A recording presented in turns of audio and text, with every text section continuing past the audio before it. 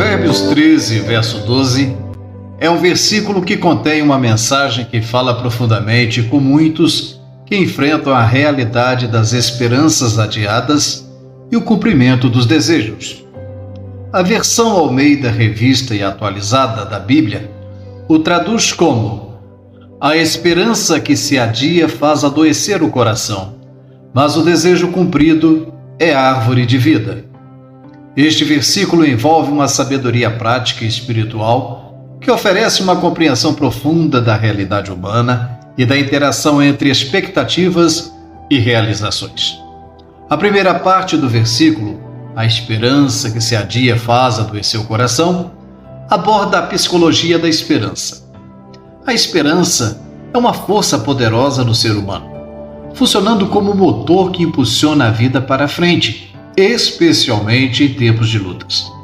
A esperança adiada, ou seja, aquela expectativa ou desejo que não se concretiza, pode levar a um estado de desânimo ou até mesmo depressão. Este adoecer do coração não é apenas uma metáfora, é uma descrição precisa do impacto emocional e espiritual que o adiamento da esperança pode ter. No contexto teológico, a esperança é frequentemente vinculada à fé em Deus e às suas promessas. Quando os crentes depositam sua esperança em algo que não se realiza no tempo que esperavam, isso pode testar a fé e a resiliência espiritual. Em muitos relatos bíblicos, vemos personagens lidando com esperanças adiadas. Abraão, por exemplo, esperou muitos anos pelo cumprimento da promessa de um filho. Essa espera testou sua fé, mas também o refinou e fortaleceu seu relacionamento com Deus. A segunda parte do versículo, mas o desejo cumprido é árvore de vida, apresenta um contraste expressivo. Aqui, a realização de um desejo é comparada a uma árvore de vida. Esta imagem é rica em simbolismo bíblico, remontando ao jardim do Éden, onde a árvore da vida representa a plenitude, a vida eterna e a bênção divina. O cumprimento de um desejo, portanto, não é apenas uma satisfação temporária, é um evento que traz vitalidade, alegria e renovação espiritual. Teologicamente, o cumprimento do desejo pode ser visto como um vislumbre do reino de Deus. É uma experiência que aponta para a bondade e a fidelidade de Deus em cumprir suas promessas. No Novo Testamento, vemos essa ideia expandida com a promessa de Jesus sobre a vida abundante. João capítulo 10, verso 10. Quando os crentes experimentam o cumprimento de um desejo justo, eles experimentam uma antecipação do estado final de bem-aventurança prometido por Deus. Uma das lições mais importantes que Provérbios 13, 12 oferece é sobre o tempo de Deus versus o tempo humano. A espera é uma parte fundamental da jornada espiritual. Deus, em sua sabedoria infinita, conhece o momento perfeito para cada acontecimento. O livro de Eclesiastes ecoa essa sabedoria ao afirmar que para tudo há uma ocasião e um tempo para cada propósito debaixo do céu. Eclesiastes 3, verso 1. A espera, embora difícil, é um exercício de confiança na soberania e bondade de Deus.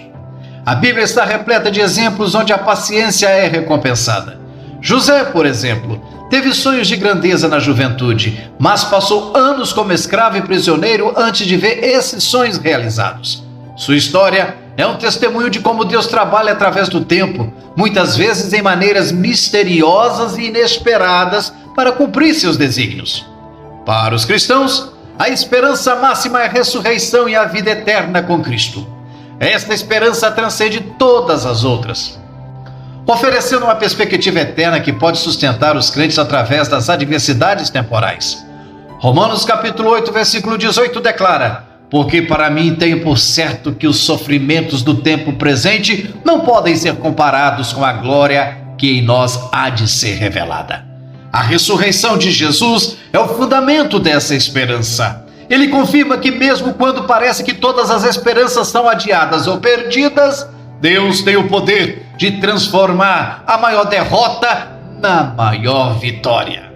A ressurreição não apenas cumpre o desejo de vida eterna, mas também garante que todas as promessas de Deus são sim e amém em Cristo. 2 Coríntios, capítulo 1, versículo 20. Provérbios 13 e 12 também tem profundas implicações práticas para a vida do crente. Ele nos ensina a importância de gerir nossas expectativas e alinhar nossos desejos com a vontade de Deus. Quando nossas esperanças estão enraizadas nas promessas do Criador e não em desejos egoístas, encontramos um senso de paz e contentamento mesmo na espera. Além disso, este versículo nos motiva a sermos pessoas de esperança para os outros. Em um mundo frequentemente marcado pelo desespero e pela decepção, os crentes são chamados a ser agentes de esperança, compartilhando o amor e as promessas de Deus. A igreja, como comunidade de fé, deve ser um lugar onde a esperança é nutrida e renovada cotidianamente. No contexto da comunidade cristã, Provérbios 13 e 12 é uma introdução poderosa da importância de apoiar uns aos outros. Quando um membro da igreja está passando por uma temporada de esperança adiada, é vital que a igreja se una em oração e apoio prático. Gálatas capítulo 6, verso 2 nos instrui a levar as cargas uns dos outros. E isso inclui ajudar a sustentar a esperança daqueles que estão lutando. No ministério, os líderes cristãos são chamados a ser faróis de esperança.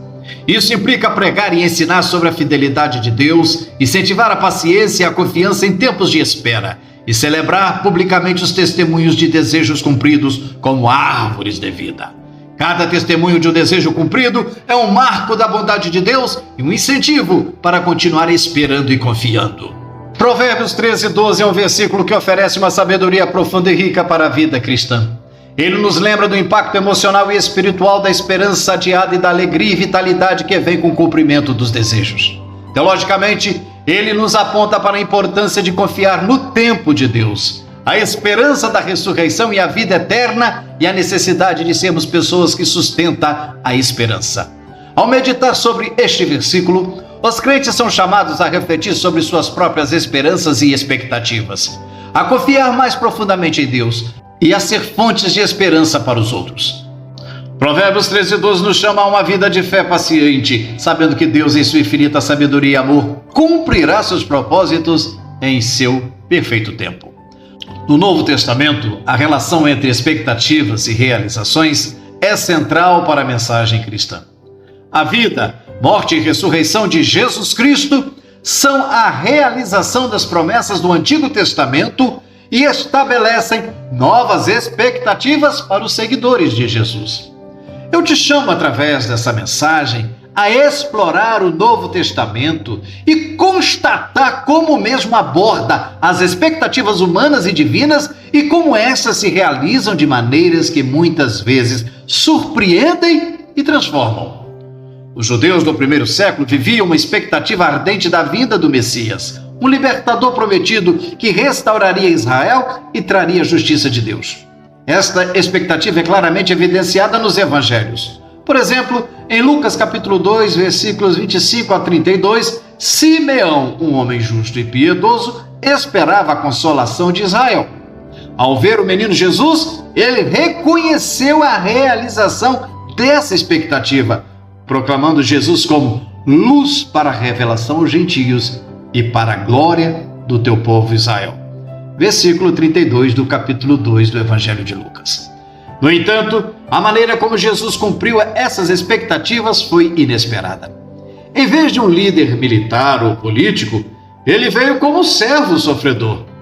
Este contraste entre a expectativa de um Messias conquistador e a realidade de um Messias sacrificial é central para a narrativa dos evangelhos.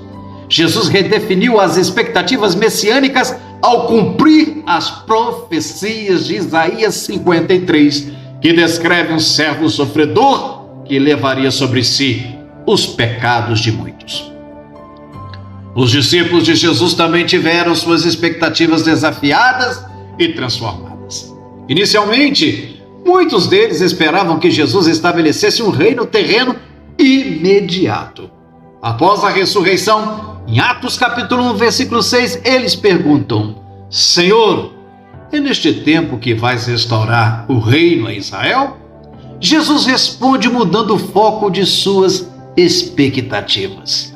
Não lhes compete saber os tempos ou as datas que o Pai estabeleceu pela sua própria autoridade, mas receberão poder quando o Espírito Santo descer sobre vocês, e serão minhas testemunhas em Jerusalém, em toda a Judéia e Samaria e até os confins da terra. Atos capítulo 1, versos 7 e 8. Aqui, Jesus amplia e redefine as expectativas dos discípulos. O reino de Deus não seria limitado a uma restauração política de Israel, mas envolveria a proclamação do Evangelho e a expansão do reino espiritual até os confins da terra. A descida do Espírito Santo em Pentecostes, Atos 2, é a realização dessa promessa, capacitando os discípulos para a missão global.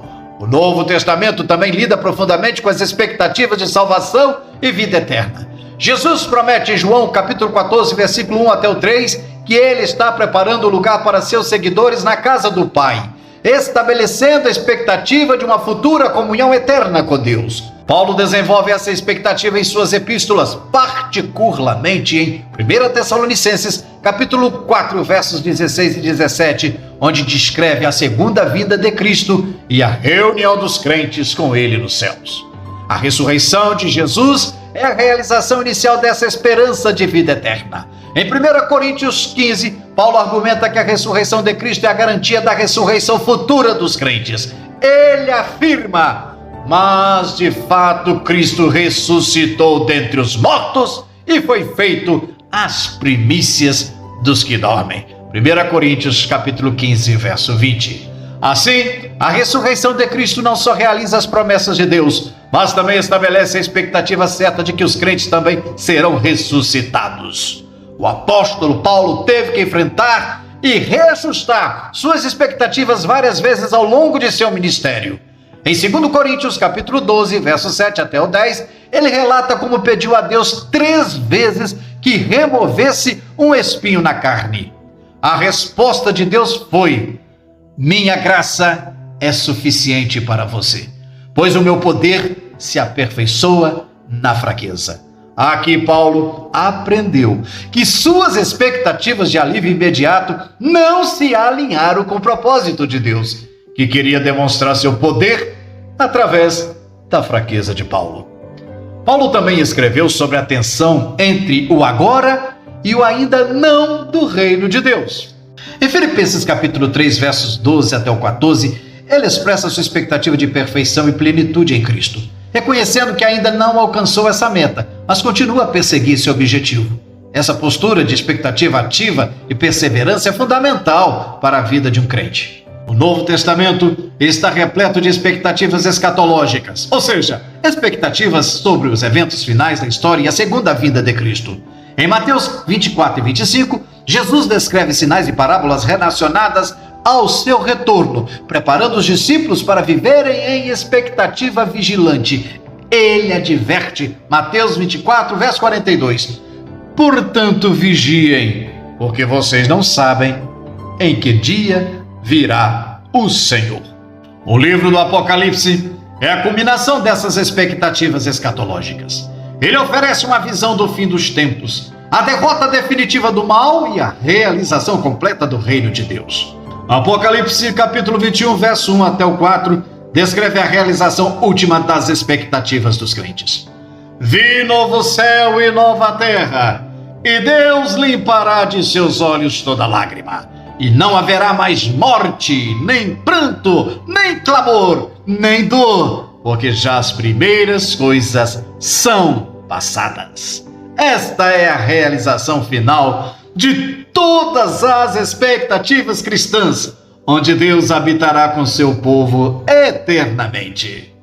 Meus amados irmãos e caros ouvintes, o Novo Testamento aborda as expectativas e realizações de maneira complexa e rica, revelando como Deus cumpre suas promessas de maneiras inesperadas e transformadoras. Desde a redefinição das expectativas messiânicas com a vinda de Jesus até as promessas escatológicas de vida eterna, vemos uma narrativa contínua de expectativas humanas que são desafiadas e cumpridas de formas divinas. Os crentes são chamados a alinhar suas expectativas com a vontade de Deus, a viver com paciência e esperança e a confiar que, em Cristo, todas as promessas de Deus são sim e amém.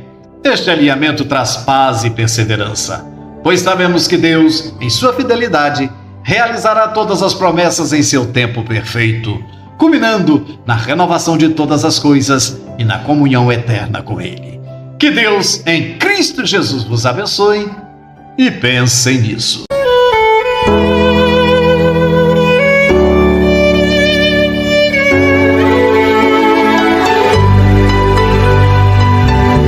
Momentos de oração.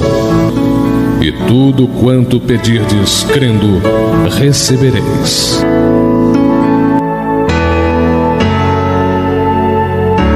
Glorioso Deus e eterno Pai, louvo a Ti, meu Deus, por esta oportunidade rica, por esta palavra maravilhosa, por esta mensagem que traz um tema tão especial: expectativas e realizações.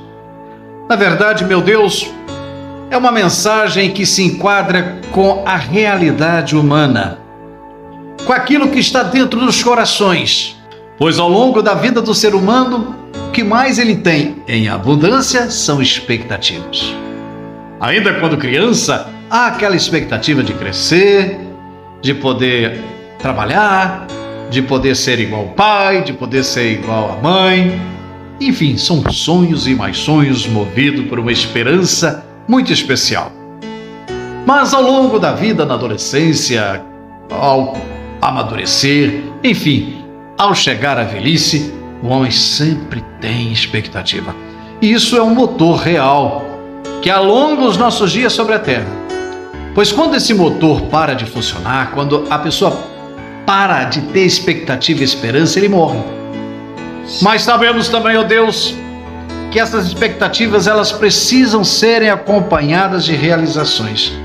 Pois no contexto da vida normal, da vida secular, uma expectativa sem realização é igual frustração, decepção e, por fim, uma vida de tristeza e amargura.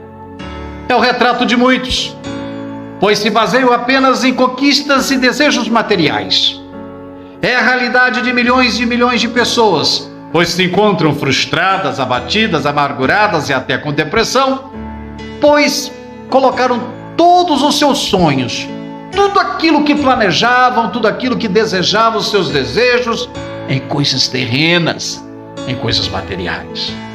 Aleluia, mas nessa oportunidade, através da ação do Teu Santo Espírito, ó Deus, eu peço que o Senhor vá de encontro a estas vidas, para que eles possam conhecer a verdadeira motivação que nos faz estar de pé, ainda, Senhor, que às vezes sem um tostão no bolso, ainda muitas das vezes sofrendo com as dificuldades da vida, mas firmes, fortes, esperançosos, que um dia teremos uma vida muito melhor nas mansões celestiais. Desperta, ó Espírito Santo, reaviva, Senhor, esse desejo entre os crentes, porque o que mais nós temos visto são crentes com cartão de membro, participando da Santa Ceia, mas frustrados, decepcionados, desanimados, não vão mais sequer com aquela frequência nos cultos, porque aquelas expectativas que eles tinham não foram alcançadas e por isso se tornaram frustrados, pessoas tristes. Mas eu profetizo um renovo nesta oportunidade. Receba agora a renovação, receba agora a tua bênção, no nome de Jesus. Meu amado irmão, meus amados ouvintes, ao longo do tempo nós temos tido a preocupação de trazer mensagens de cunho evangelísticos, baseado em versículos bíblicos e também em ilustrações. Se você, ao ouvir essa mensagem, sentir tocado, gostou, achou que ela é proveitosa para evangelizar ou para poder ajudar um amigo, um irmão em Cristo, faça o seguinte: compartilhe, dê um joinha, faça a sua inscrição e envie para o seu irmão. O nosso objetivo principal é evangelizar, ganhar almas para o reino. e promover um despertamento espiritual a todos os ouvintes. Que Deus abençoe. Meu muito obrigado.